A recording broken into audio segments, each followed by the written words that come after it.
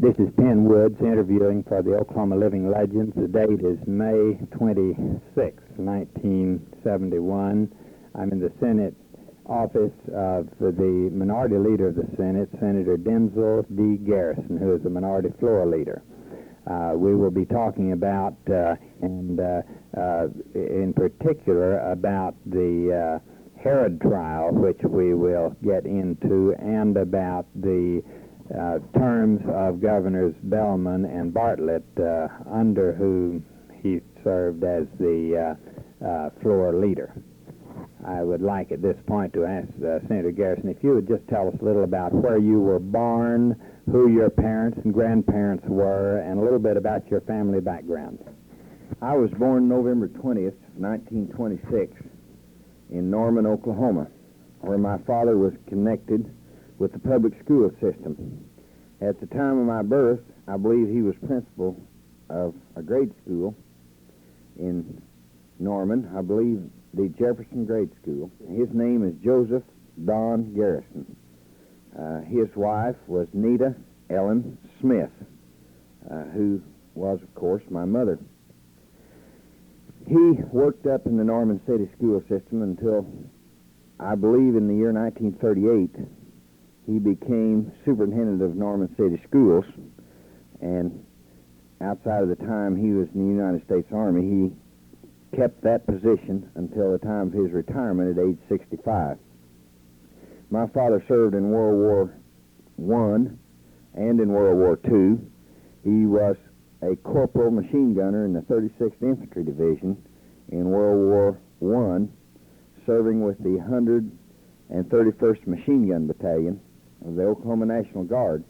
Then in World War II, he was a lieutenant colonel, and finally he was promoted to a colonel of infantry during World War II. He was in England and spent some time over there before he was invalided home with a chest ailment rather early in the war, and he spent quite a lot of time during the war stationed there at Norman as commandant of the ROTC there at the University of Oklahoma. He took his position as superintendent of school again after the war, and, as I said, retained it until he retired at the age of 65. He was the son of William Joseph Robert Garrison, who was born in the year 1868 in Christian County, Missouri, at the small town of Billings, Missouri.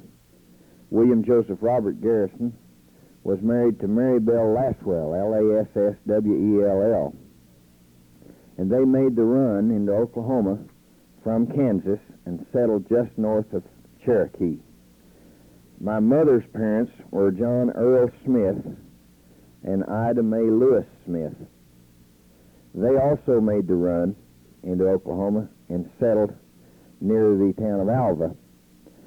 One interesting thing I like to dwell upon is that I came by my politics naturally, in that both of my grandfathers were Republican office holders at one time.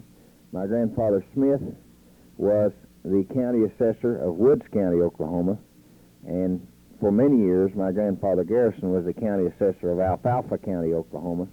They were both intensely interested in politics, and I sort of took to it like a duck takes to water as a young boy. Both of them talked many hours to me relative to my duties as a citizen and as a member of society, and I can remember fine things of both of my grandfathers. I have the fondest of memories relative to my grandfathers. I think I have a good background in that they both were poor as church mice. They made the run into Oklahoma as so many folks did, and I'm truly an Okie from the start. Do you recall any of the tales or experience reminiscences that either of your grandparents may have made about the early days of Oklahoma? Yes, my grandmother, Ida Mae Lewis Smith, told me a story which I think shows of the privations of the frontier. My mother was a twin. Her name is Nita, and her twin's name is Fleta. And they were born right prior to the turn of the century, in 1899. they were in their crib in a dugout. The Smith family lived in a dugout home, as so many of the homesteaders had. And my grandmother, who was a very slight woman, very short, my grandmother Smith came in, and there under the cradle of the two twins was a coiled snake. And she, of course, told the story that it was a poisonous snake, and I assume that it was. She was a truthful lady, as far as I know. But she ran, of course, and started kicking at the snake and to get the snake away from her babies, and she was able to somehow kill the snake, although the snake was longer than she was, and I've always remembered that. Then my grandfather Garrison was an educated man for those days. He had a college degree. He went to the Manette Academy, I believe it was, up in Manette, Missouri. And either Manette or Aurora, one of the two. That would take a very small bit of research to come by that piece of proof. But he did have a college education. He went to the town of Sharon, Kansas, and was teaching as a very young man, I think about 20 years old. He was teaching there, and there was a rather beautiful young lass in the class, the name of Maribel Laswell, and according to the story, Granddad was taken with her immediately, and she thought he was moving rather slowly, so she went and told him that of all the boys in the class that were asking her for dates, and so in order to stop that business immediately, he asked her to marry him, and she said yes, and he quit school and made the run into Oklahoma. So I think that that story has stuck in my memory relative to my grandfather Garrison and his wife Maribel Laswell. They came on into Oklahoma just to show you some of the privations of life in those days. My uncle Benjamin Paul Garrison, who by the way now is the state commander or state president of the Sons of the American Revolution, my uncle Benjamin Paul Garrison, as a very young baby, contracted diphtheria, and my grandmother Maribel Laswell Garrison also contracted diphtheria, and it looked as though they were both going to die shortly after the Garrisons had homesteaded up there near Cherokee. But through the perseverance of my grandmother, who was sick herself, and of my grandfather, of course, who took care of the other children, they were able to bring them through that very sad winter. One thing I remember, there was an old windmill out there, according to the story my grandmother Garrison told me, and she had a very inquisitive young child named Homer, and she told me the story that she was getting water from the windmill, and the plunger there on the pump caught her finger and tore the end of her finger off, and she went running into the house crying in order to doctor the finger, and at that time I think they put everything in a coal oil poultice, and so she went in there to dip it in coal oil, and my Uncle Homer, who was just a young shaver, he thought that was quite an interesting thing to happen, so he went out and stuck his finger into the same hole which had cut my grandmother's finger off, and she had to then doctor not only her own finger, but Uncle Homer's finger. They both lost fingers in the same windmill. Do you recall any other experiences that? Well, when World War I came along, my father was a much more serious individual than was his older brother Homer. They joined the Army together, and grandmother was very worried. She told Dad, she said, they'll never be able to get Homer out of bed in the morning. And my dad said he served many months with Homer, and he didn't see any morning that the first sergeant wasn't able to get him out of bed in plenty of time. They went to France and served with the American Expeditionary Force over there with the 36th Division. And both of them served in World War II, in the Second World War. You have service in the 45th Division, and you also had some World War II service, didn't you? Why don't you tell us about your military service? Well, I was an artilleryman in World War II. I was a graduate of Artillery OCS. It's been said, and I've never checked the records, but I shouldn't be surprised with what is true, that I was the youngest, or one of the youngest, graduates of Field Artillery OCS in World War II. I graduated when I had only turned 19 by a few weeks. So most of the time I was in Officers' Candidate School, I was 18. It's interesting because my brother, Joseph Don Garrison, Jr., was one of the youngest graduates of the Infantry OCS at Fort Benning, Georgia. He graduated at the age of 18. So we were both very, very young, and I might add young-looking officers at the time we were commissioned as second lieutenants. But I graduated right at the end of World War II and went overseas to Europe. I spent a year over in Germany. It was actually a most rewarding experience. I can think of very few more experiences in my life that have meant more to me than the time I spent there in Europe at the end of World War II. I came back, my brother, by the way, I should mention the units I was in.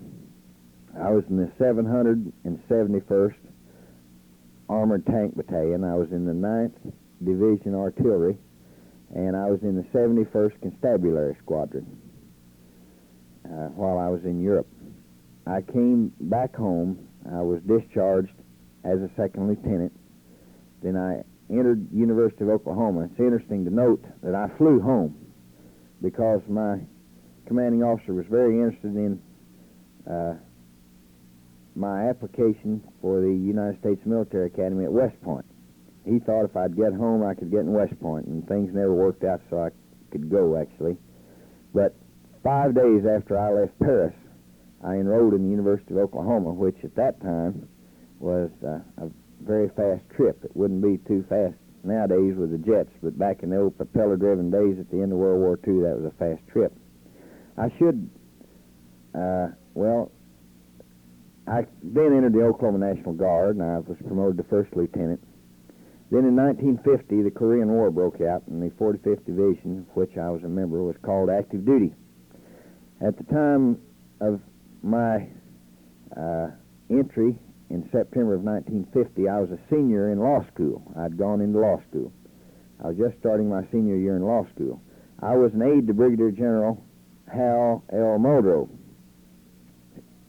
So we'd been in for just a few days, and due to the fact that I had been through OCS as an artilleryman and had later, one summer while I was in school, gone down and gone through the battery officers course, I was transferred down to a line outfit down in the 171st Field Artillery Battalion in B Battery, which battery I was the executive officer of. And I served there as executive officer and went overseas with that battery. Oh, I had a myriad of fine, good friends there. One I'll always remember, who was an exceptionally good friend of mine, was the old first sergeant. He's a good deal older than I was. His name is John T. Dunn, D-U-N-N. He had been with the same battery all the way through World War II, and I'll tell you, the 45th Division had had a rough time in World War II. But he had been with the same battery, and he took me under his wing, so to speak, and we became fast, lifelong friends. I expect that he has saved my life in many ways, more than once, and I've done him every favor I've known how to do him because I love him very much. But most of the men of that unit were fine men. The unit was actually from McAlester, Oklahoma. I've made lifelong friends out of that service. We went to Japan and spent 8 months there. Shortly after we reached Japan, I was given command of B Battery. And then as a first lieutenant, I took them into combat on the 6th day of December of 1951. We landed at Incheon from lighters there at night, and we were placed upon trains. I'd been used to rather slow movement of armies, and I figured that we'd be staging for a couple of weeks, but that wasn't the way they ran the Korean War. Astoundingly, before daylight, we were in combat positions and firing upon the enemy. They landed us, put us on the train, took us to the front, and we were firing upon the enemy before we had breakfast. So that's one way to do it. We replaced B Battery, the 99th Field Artillery Battalion of the 1st Cavalry Division. Well, it was bitter winter. We were situated up near the town of Chorwan, Chorwon, which was near Old Baldi. Actually, Old Baldi was in our sector. I've seen it many times. I could tell story after story about Old Baldi and the way we took it and the way they took it back from us and one thing and another. But Old Baldi and Pork Chop Hill were two of the most famous hills of the Korean War. I know a lot about old Baldi. I could tell a lot about that from first-hand experience. But after I'd been there quite a while, I was promoted to captain. And I'd been commanding that battery for about 7 months as a lieutenant, and there's an interesting story about that promotion I'd like to tell you. I had a battalion commander who was inclined to worry over small things. And I hope that I was never that sort of an officer. I tried to keep the big picture in sight, but this battalion commander would worry more about the brass than he would the Chinese and the North Koreans. And there was a major under him that particularly used to ride me considerably. So we moved from one position to another on a bitter, bitter cold day over in Korea. Everybody was kind of low in morale at that time. And this major, whose name was Cobb, Major Cobb, called me and told me that he had checked the area we just left and that it wasn't clean. And I said, well, that was understandable because the first sergeant had just left to go back with 18 men to clean it up, and it would be clean immediately. He said, well, that seemed to be a poor way of handling it. I should have sent back an officer with that detail to clean up the area, which is the way that his mind worked and was not the way mine worked. And I told him I didn't have any officers. And what he didn't know was that morning the only officer I had available for such menial tasks as that had left for home on an emergency leave. And he said, now that's a lie.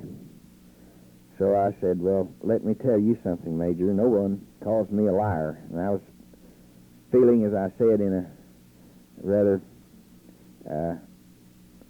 wretched frame of mind, and so I proceeded to tell him a few things that no lieutenant should be telling any major. I knew I was in deep trouble. In a few minutes, the colonel called up and he said, you are to report to Parasol 6. Well, Parasol 6 was the commanding general of the division artillery. So I knew that I was in deep trouble, or I thought I was. So I took this paper and I wrote down everything I could think about relative to the major. And I thought, well, if I'm going to go down, I'm going to tell the general about the major, too. And I go down there, and, of course, General Muldrow been very close to me. He's been almost a second father to me for years, and I served with him here in the Senate after the Korean War, but we were very close then and are now. But when I got to General Muldrow's quarters, I walked in, and we were rather informal, and I said, how are you, sir? And he said, is that any way to report to the commanding general of Division Artillery? And I said, no, sir. And he said, well, get the attention and report. And there sat Colonel Cathy, C-A-T-H-E-Y, beside him there, Joe Cathy. And he was a good friend of mine, too, and a very fine officer. And so I snapped to attention and reported, and he said, now, sit down. And he began to upbraid me relative to my conversation with Major Cobb earlier that day. And I immediately forgot all about all the things I was going to tell him about Major Cobb. What I mainly wanted to do was to get out that door in one piece. So he really gave me a dressing down, as we called it in the Army. And I was in a rather shaken condition, as you can imagine. Here I was, a first lieutenant, and a brigadier general had really laid the law down to me, and he said, do you have anything to say? And I said in a rather squeaky voice, no, sir. He said, well, get out of here. And I started out the door, and he said, now, wait a minute, come back here. You're out of uniform. And I said, sir. And he reached up and took that lieutenant bar, and he says, you're not even fit to wear this bar. And he just took it off my collar. And I was very shaken at that time. And I said, is there anything further? And I started out the door, and he says, come back here and get this, get yourself in uniform. And he took the captain's bars that he had there, and he pinned them on my collar. And I realized that the whole thing from the beginning was a put-up show. And I can assure you that I felt like the fool that I must have looked to everyone around. And then I heard these loud guffaws from outside and went out, and there were about 20 of my friends waiting outside, and it had all been a put-up deal, the whole thing. But that's the way I was promoted from lieutenant to captain. You know, I wonder if you've seen, and as I have also, Old Baldi, and we've both been on it, I'm sure. But I wonder if you would describe Old Baldi and describe why it was called Old Baldi. What did it look like?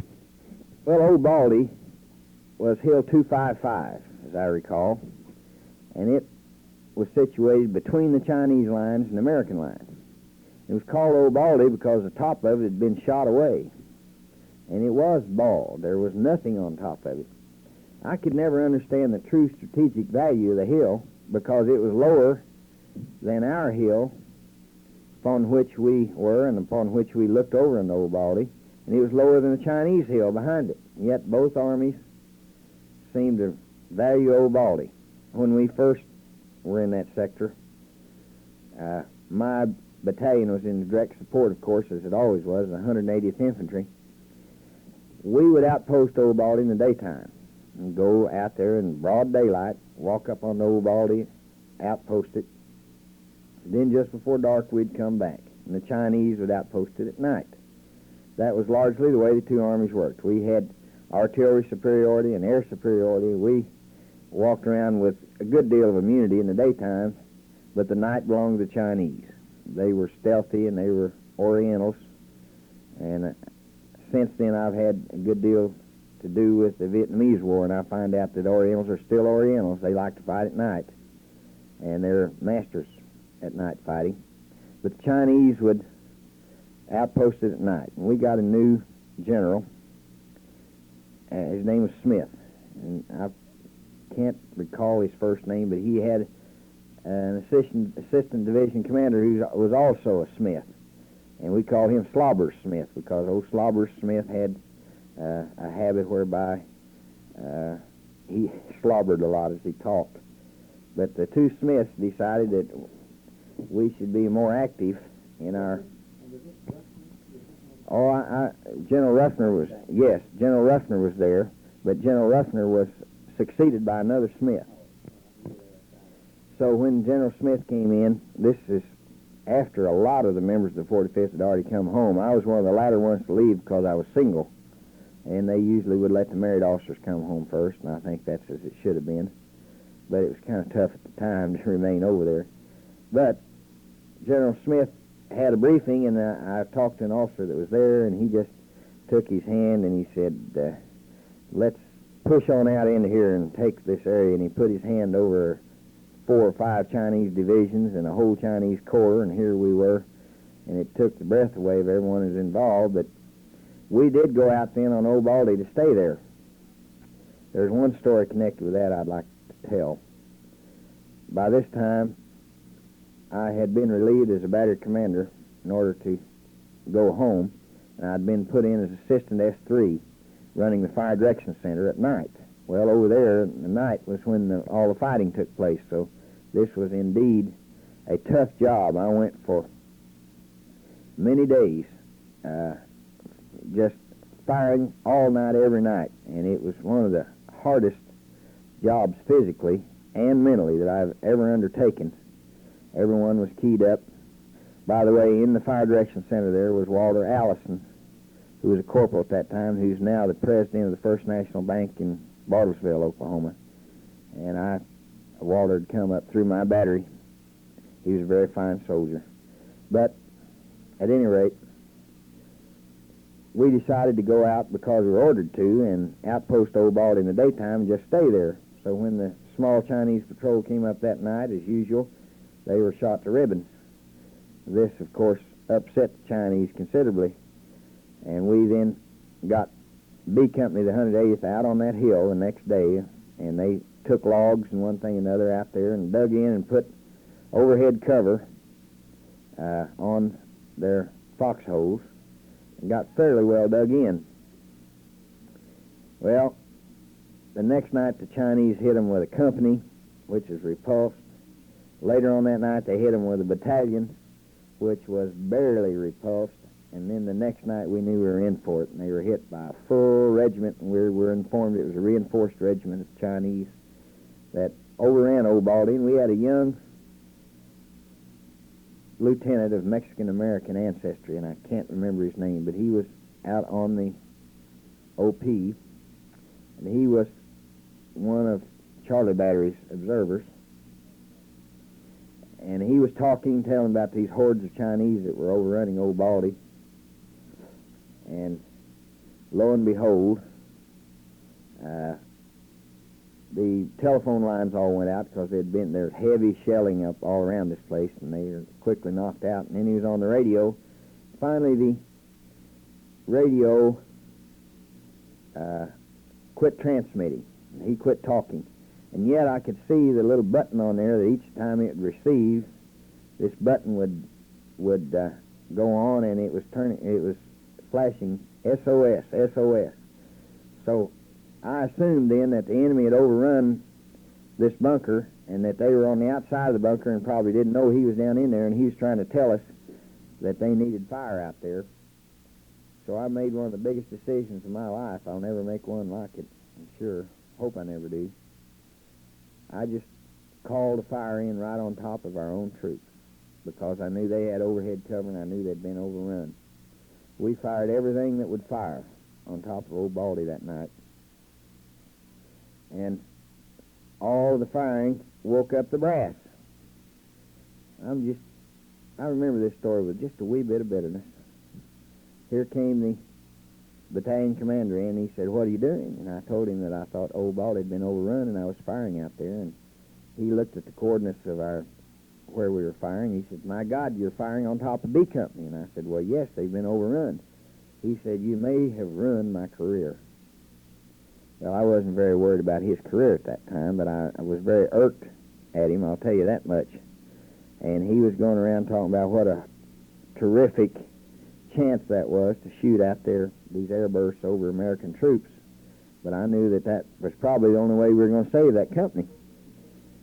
He was very careful not to stop the fire, however. He let it go ahead. Well, in a minute, the radio came back on, and the lieutenant was gleefully telling of the 69 dead bodies that were right outside of his bunker that had been killed by this artillery, and said that Chinamen were just cut up and laying all over the hill, and that had been the most effective artillery fire he'd ever seen. I don't tell this to make myself look like a hero, because I was long thousands of yards back away from where the heroes were. But this is a good insight on what can happen in the Army. Well, in a minute, I'd say in 15 minutes, the door to the Fire Direction Center burst open, and in came Colonel Ellis Ritchie, who was in command of the 180th Infantry at that time. And he burst into the Fire Direction Center, and he said, "Colonel, I'd like for you to know that VT, which means variable time fuse, out on top of Baldi tonight saved B Company, and the artillery did it. And I want you to know how much we appreciate it." And the colonel looked at him and he said, "Well, Colonel Ritchie, it was an awful chance to take, but I knew I had to take it." And I stood there, and I was dead tired, of course, and I couldn't hold back the tears, so I just walked out into the darkness and had myself a nice cry, because that's the way I felt at the time. But I was relieved and happy that the big thing was that the infantry company stayed on Old Baldi.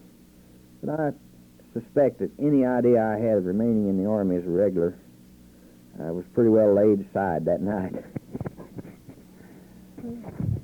Well, while we're talking military, and I think before we get into since we're on that subject, and before we get into the political area, because possibly we'll have to take that at a different session time-wise, why don't we go into the Herrod situation? Tell us about, first give us just a little bit background on Herrod himself. He was an Oklahoman, and then how you all got involved, and just relate that story.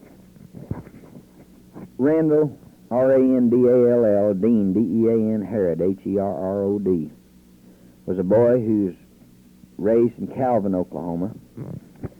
He's half Creek Indian, and he is an additional 1/8 Indian. I believe he's part Cherokee, part Kaw, and I believe Ponca. But at any rate, he's 5/8 Indian. Randy Herrod is a splendid boy insofar as his physical attributes are concerned, and mental also. He's 6'4", broad-shouldered. He had beautiful blue eyes. You don't see many blue-eyed Indians, but he, of course, got that from his white ancestors.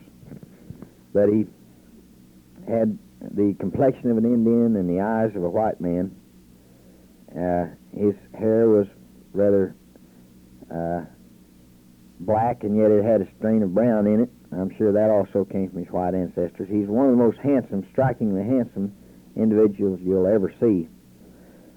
In addition to that, his IQ was 128, which, when you consider his background and the schools that he was able to attend and the limited amount of education he'd had, he was just naturally a very bright young man, and he had leadership to burn. He just was a true born leader. Well, I never knew Randy, of course, until I went to Vietnam, but Gene Stipe, Senator Gene Stipe, and I've been close friends for many years. He's a Democrat. He just was a true born leader. Well, I never knew Randy, of course, until I went to Vietnam, but Gene Stipe, Senator Gene Stipe, and I've been close friends for many years. He's a Democrat, many times with a rather liberal bent, and I'm a Republican, most of the time of a rather conservative bent. It's astounding that we should be so close, but Gene and I have been very close for many years, since old law school days, and certainly since the days we served here in the legislature together. Well, he came to me on the floor and said that he'd been contacted by the grandparents of this young boy who had been charged with murdering 16 Vietnamese civilians over in Vietnam, and he said he was going over there. He wanted me to go to help him. And he said, when I get back, I'm going to talk to you, and we'll see about going over there together. And I said, well, we'll talk about it. This is something new. Of course, I had 5 young children at the time, and I didn't know that I would be in a position to take it, although it was quite a challenge. Well, he left then to go on April 14th of 1970. He left to go to see what was happening over in Vietnam relative to Randy Herrod. The next day, on April 15th, I got a collect call from Guam. Now, Guam is a long way from Oklahoma, and I laughingly accepted it. I knew who it'd be, and it was Senator Stipe, and he said, it's a long way out here to Guam, and next time I come, you've got to come with me. And I said, well, I think if I said no, I'd be getting more collect calls from Saigon, so I'll just tell you that we'll go together next time. Well, when he came back, he told me this story. He said he believed that we had a client who deserved the best defense that we knew how to give him, and we began to work. Then later on, we went to Vietnam to observe the trial of Michael Schwartz, a young boy from Florence, Pennsylvania, a little town in western Pennsylvania, where my mother's Smith people had come from some generations ago. But Michael Schwartz was on trial. He was a member of the same patrol. It was a 5-man patrol. He was on trial for allegedly his part in killing these civilians. We had to sit through that trial, Senator Stipe and myself did, and listen to what we regard as a rather inept defense. No defense was ever put on. The only defense that he used was a defense of whatever he did Herrod ordered him to do. This wasn't any defense under the Nuremberg rulings, we knew, and we had much misgiving relative to this trial. He was not even allowed to tell about the fact that the patrol had been under hostile fire. He was not even allowed to present his rifle into evidence, which had been hit by 2 enemy slugs during this firefight. So we left with heavy heart, knowing that the jury, which was then deliberating, it could be a pretty tough thing.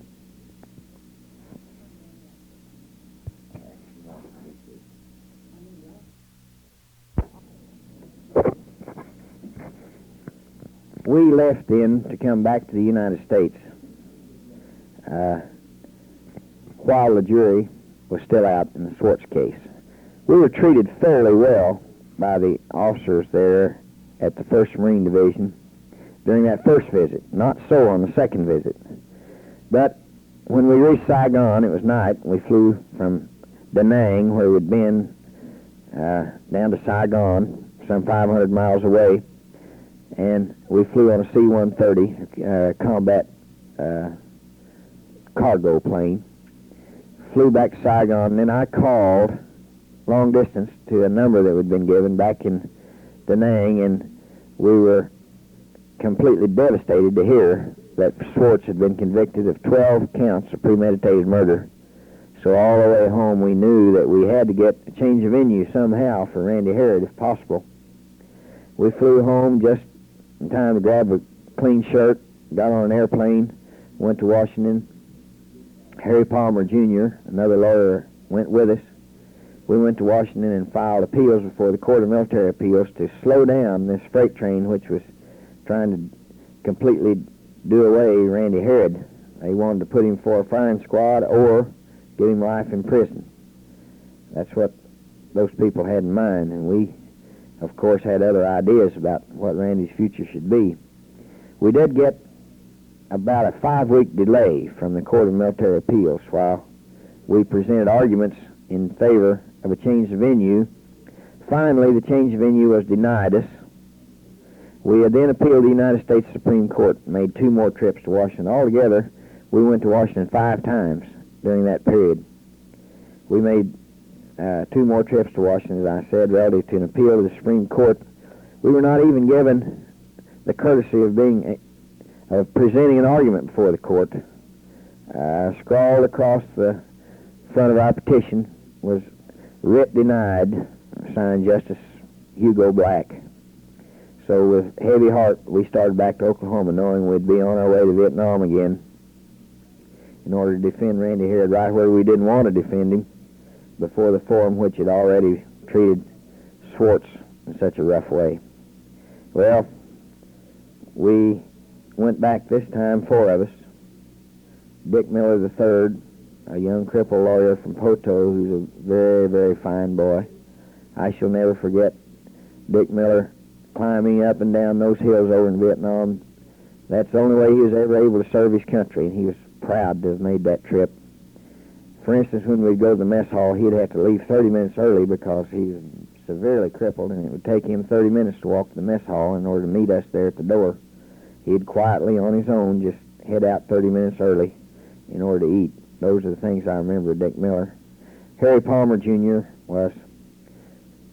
is a lawyer from here in Oklahoma City. He went with us as a member of the defense team, and then Stipe and myself. The trial lasted 11 days. It had many high points and many low points. I think one of the ways that we won the trial was by making the Marine Corps open their secret files relative to the trial. And we did this by filing a motion with the commanding general of the 1st Marine Division before we even went to Vietnam, asking that this file be turned over to us. We didn't really know of the existence of a file, but we thought there ought to be one, and there was. And of course, he turned us down summarily, and then we presented this again to Commander Lawrence, who was the military judge. He was a naval lieutenant commander, and a very fair judge, we found. Well, we kept at them in order to get into this file, and when we finally got into the file of secret messages, we were able to understand a lot of things that had happened relative to the trial. There were all sorts of things in there. For instance, here was a letter from the government's star witness, Michael Crichton. And this letter was written to the President of the United States, and it was written 4 days after the incident in question. And he told in the letter to the President the exact same story that was told to us by Randy Herrod, and practically the opposite of what he had testified to in the Schwartz trial and what we knew he'd testified to in the Herrod trial. This letter was also signed by Tommy Boyd, another defendant who was also going to testify against Herrod. And of course there we had in writing the corroboration of the story exactly as Herrod was going to tell it during the trial. This was a very telling piece of evidence, and we could understand why the prosecution didn't want us to have it if all they were interested in was a conviction. Then in addition to that, there were messages from the commanding general of the Marine Corps on down, the commanding general of the 1st Marine Division, to the effect that they wanted a speedy prosecution because, well, just have them sit down. have them going in there. Excuse me. Mary, don't bother me anymore on this. I was interrupted there. They wanted a speedy prosecution because, as I remember, and I try to quote it directly, said the Marine Corps must not be charged with an Army melee-type cover-up. In other words, this was, they were using these boys as pawns, really, the way we saw it. And this, of course, was a very important piece of evidence, and we were able to question the jurors relative to such business as that before they went on the stand. Then there were many other things in that file. There was a secret report from the South Vietnamese government which showed that all of the alleged victims of this so-called atrocity were communist, known communists, and from communist families. We found that this village was the center of communism for that whole Quang Nam province, Quangnam. We further found in our search of things to use in the defense that Ho Chi Minh himself had been born very near that village, and that this was the center of the whole Viet Cong apparatus for that whole area of Vietnam. As a matter of fact, for all of Vietnam, there just weren't any more solid communist places than that. Well, we were able to develop so many things from that secret file, and I spent all one night with a lantern on there, going through and writing out stipulations relative to those secret messages. And there were many things in there which were most helpful to defense. And as you can imagine, I picked out the things that were most helpful and put them in separate stipulations. We presented them to the government, and the government was very nonplussed that we first had gotten the file, and second, that we were wanting them to stipulate. And they had a prosecutor over there.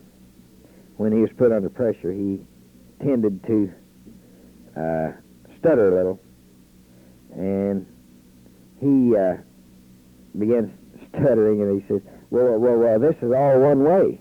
And Stipe and myself told him that those were our stipulations, and he could probably imagine that they would be the ones that we'd want.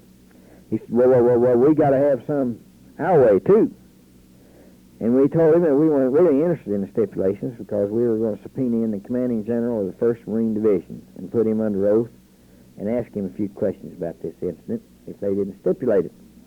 He said, but nobody has ever subpoenaed the general, and we told him that we had planned to do a lot of things that people had never done over there before. So he took the stipulations and kept them overnight, and in the morning he stalked into the courtroom and he threw them over at us, and he says, there's your damn stipulations. And they were all signed up because they surely didn't want us to call the commanding general of the 1st Marine Division, which is what we thought all the time. So these stipulations were most disastrous, I think, to the prosecution because they showed a lot of background and a lot of defense material that would not have been available otherwise. Then we very carefully questioned even the judge. We put the judge under oath and questioned him about his feelings toward court-martials. You know, it's always said that you must be guilty or you wouldn't be tried by general court because it's investigated so many times on one thing and another, which is a lot of malarkey. As an old soldier, I used to be an apologist for military justice, but it's not really trial by jury, it's trial by board. And the man who appoints the board can, of course, appoint a hanging jury, or he can appoint an acquittal jury, and they had appointed what they thought was a hanging jury here, I was sure. But we asked the judge if he thought this man was guilty before he was tried, and we, of course, made him say no, that he didn't, and we made each member of the jury say that they didn't. We went carefully into the background of each member of that jury, and we were able to ascertain that the president of the court was an old Marine colonel, 5'4" in height, tattoo on each arm. As I remember, a dragon on one arm and a dancing girl on the other arm. He's truly a professional Marine and come up through the ranks. He was the S4, the supply officer for the division. I'm sure he was picked because they assumed that he was going to be a more or less a chair-borne type soldier, Marine. It turns out he was wounded very severely on Iwo Jima and spent a year in the hospital in World War II, and he knew what it was to be killed by the enemy and to kill the enemy. We felt very happy that he was on the court because we felt that he at least would understand Herrod's reaction. Then the second in command of the court was Lieutenant Colonel Louder, John Louder, Louder. He had been on the flank of the 45th Division over in Korea, and out on Pokei, P-O-K-E-I Ridge, which I knew very well. He'd gotten out there and gotten shot through the head, been left for dead at one time, and then they brought him back and nursed him back to health through months and months of sickness. He also certainly knew what it was like to fight Orientals and to be shot and to shoot Orientals. Then the other officers of the court, we challenged one off. We only had one challenge, under military justice, which is an unfair thing in itself. In civilian courts, we would have had 9 challenges for each count of murder, and they had been tried separately. But here there were 16 counts of murder, and we had the one challenge. That's probably the most unfair thing, other than the fact that there's no random selection of the jury in that sort of a military case. But at any rate, we did get down to trial then after we challenged one officer off, one lieutenant colonel who was most unsatisfactory as far as we were concerned, and to this very day I think that the trial may have come out differently if he had been on there, because he certainly wasn't my idea of the kind of an officer that we should have allowed to remain on the jury for many reasons. But the other officers of the jury were younger officers and had had no previous combat experience. As a matter of fact, they were in non-combat positions there with the 1st Marine Division headquarters. We laid a very careful groundwork because we thought that there was going to be an appeal. We didn't see any way that we could bring Herrod clear under those circumstances. So very carefully we laid groundwork for a change of venue, which was denied, but we made a very strong case in the fact that everyone there in that headquarters already had a preconceived opinion of the guilt or innocence of Randall Herrod. We knew that, and we put on plenty of proof as to that, and in every way that we could lay a groundwork for a positive appeal relative to the matter, we very carefully and in a workmanlike manner put that into the record. Then the trial started. This part of Vietnam. Maybe I started to break at this point. I don't know how this part of answer. Where do you? You don't cut that off anymore.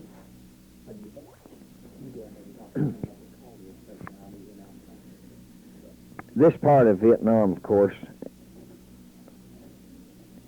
was Quang Nam Province, and running north and south, roughly, through Quang Nam Province is a rugged range of mountains called the Quay, Q-U-E, Son, S-O-N mountains, and running along the east side of these mountains is the Quay Son Mountain Valley. This village in question was situated there in the Quay Son Mountain Valley. And I said this was enemy country. As the Marines over there call it, said that's Indian country, meaning that when you went out there you were prepared to have most anything happen because the inhabitants out there were not on our side, and the slang was that it was an Indian country. I've had some Indians take offense at that language, but that's not my language. That's the language of the men of the 1st Marine Division. But the village in question was Son Tang 4. Now, this should be borne in mind, that villages over there are numbered 1, 2, 3, 4. It's My Lai, for instance, was My Lai 4. Number 1 is a friendly village, number 2 is less friendly, number 3 is less friendly yet, and number 4 is absolute enemy dominated without any friendly forces. So this village was Son Tang 4, and it was, I assure you, entirely in the hands of the communists, and they intended to remain that way. As a matter of fact, they had been removed from this village 4 times by friendly forces and taken into fire control bases, and they were told that they could relocate and that if they went back to the village, they'd be considered as enemy, and that village was going to be placed in a free fire zone, which meant that aerial bombardment, artillery bombardment could take place without clearance through any source, that they would be considered enemy, and that any movement out there could be taken under fire, and at night there could be small arms fire against any movement without any sort of clearance from any place. That's what a free fire zone was. 4 times these people were moved from this village, 4 times on their own, if you please. They came back to the village. So they were there, of course, in order to serve the communist cause. They were communists. They were part of the Viet Cong apparatus. Our enemy over there is generally 3 categories. You have the North Vietnamese regular, who's just a regular Oriental soldier, tenacious, small in stature, to be sure, but he is a regular soldier and is trained and equipped as such. Then you have the Viet Cong main force. These are irregulars, and they are made up of South Vietnamese people who may chop in the rice fields for 2 weeks and then go and be soldiers for 1 night or 3 months. Through the years, this force has been largely decimated through just the attrition of war. You know, war's been going over there a long, long time. Then you have a third force known as the Viet Cong infrastructure, made up of the village chiefs, the communist village chiefs, the women, and even the children. We were able to put on a lot of evidence that the children over there are a very important part of the Viet Cong effort. For instance, we were able to put on through the battalion commander, Colonel Cooper, who's an Annapolis graduate and a splendid Marine.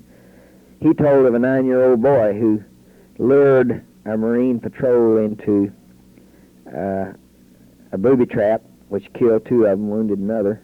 Then he jumped off the side of the trail and came back, the little boy did, with a Chinese submachine gun, killed 2 more Marines, and he was killed, and they ascertained that he was 9 years old.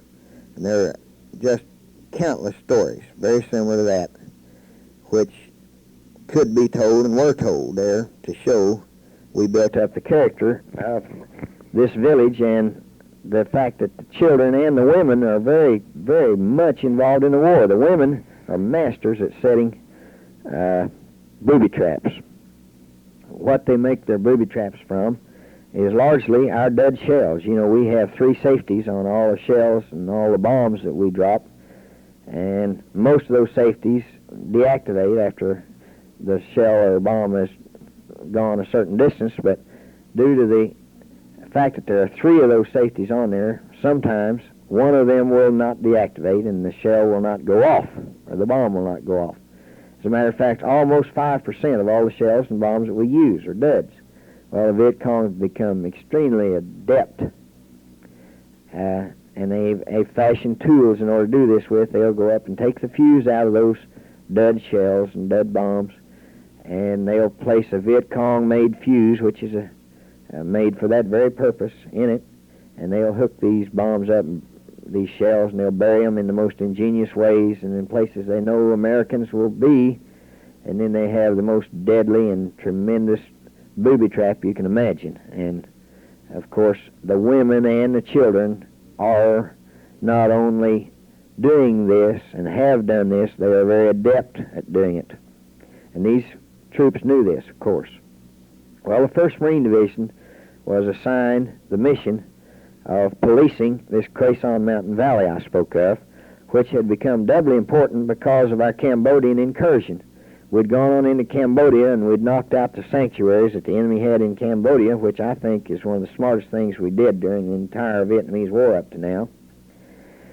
And that put extreme pressure on other supply lines in order to supply the enemy units down in South Vietnam.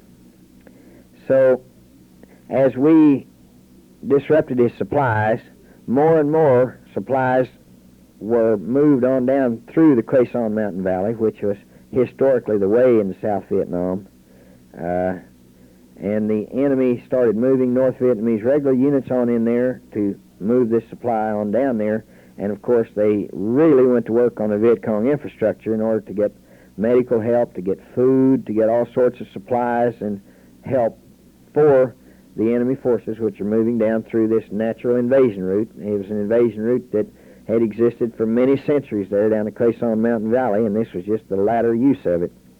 Well, the Marine Division was, 1st Marine Division was given the mission to destroy or to hamper the movement of supplies and men down through the Cresson Mountain Valley, and they established a fire base there at Da Nang, a series of fire bases, which were emplacements of heavy artillery, which in very modern methods involving sensors and one thing and another, SENSORS, which were placed out in this area, and as human movement would take place near the sensors, this would flash back to the fire direction centers, and by computer process, the guns were loaded and fired out into this area. Why don't we go maybe next week?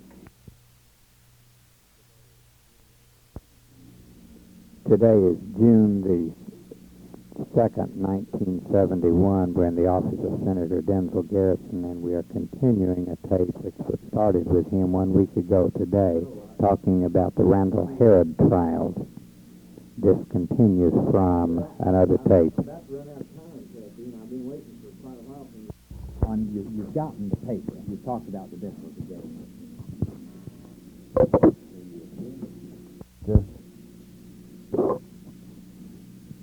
So the trial progressed, and we did have the opportunity of having what they regarded, I speak of they as the government attorneys, regarded as secret matter, and most of the matter which they had in the secret file was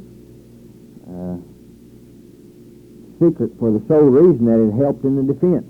This, of course, was something which we brought out very strongly to the judge, and the military judge happily did order those files open to us, and they were most helpful. We were very careful in picking the jury.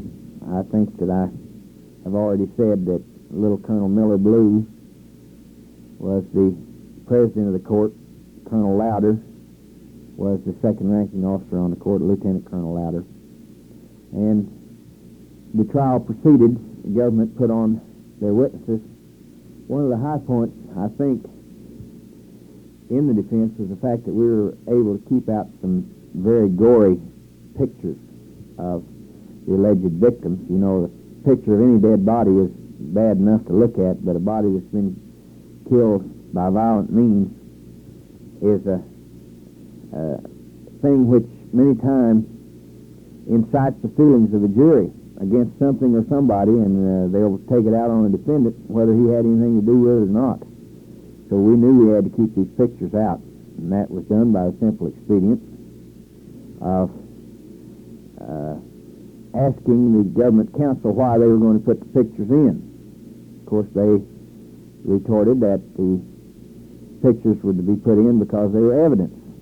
And we said, what particular parts of the evidence did the pictures prove that they wanted to get in? And they listed 9 things after some thought that they wished to prove by the pictures. And we said, well, we'll stipulate to all 9 of those facts. And this embarrassed the government counsel, and they came up with 2 or 3 other things they wished to prove by the pictures, and we stipulated all 12 of the matters which the pictures were supposedly proving, and the judge then correctly, quite correctly I think, excluded the pictures from evidence, which was a signal victory insofar as the defense was concerned, because they were pictures which were rather inflammatory in nature because they weren't pretty to look at, I'll tell you. What were the points of evidence they were trying to prove in these pictures? Well, the position of the bodies, they were proving the position of the bodies, the sex of the alleged victims, the apparent age of the alleged victims, and the grouping of the bodies and the position of ammunition around the bodies, of spent ammunition. These things we, of course, stipulated to because we were making no claim that those victims were alive, I'll promise you. So the trial proceeded, and we were able to cross-examine the government's main witness, Corporal, Lance Corporal Michael Crichton, very effectively because we had out of the secret file the letter that he himself had written as President Nixon, and this letter was very damaging to his testimony because 4 days after the incident, when he had written the letter, he was telling the same story that was now being told by Herrod. And he was telling a decidedly different story than the one he told in court. So he admitted that he was lying one time or another, and allowed us how the letter he had written to the president was more true than his testimony there in court. And this, of course, damaged his credibility to a great extent, and damaged the credibility of Boyd, another member of the patrol, who testified as more or less a hostile witness to Randall Herrod, although he didn't like to think of himself as such. But he also signed that letter to the president, and this was very effective.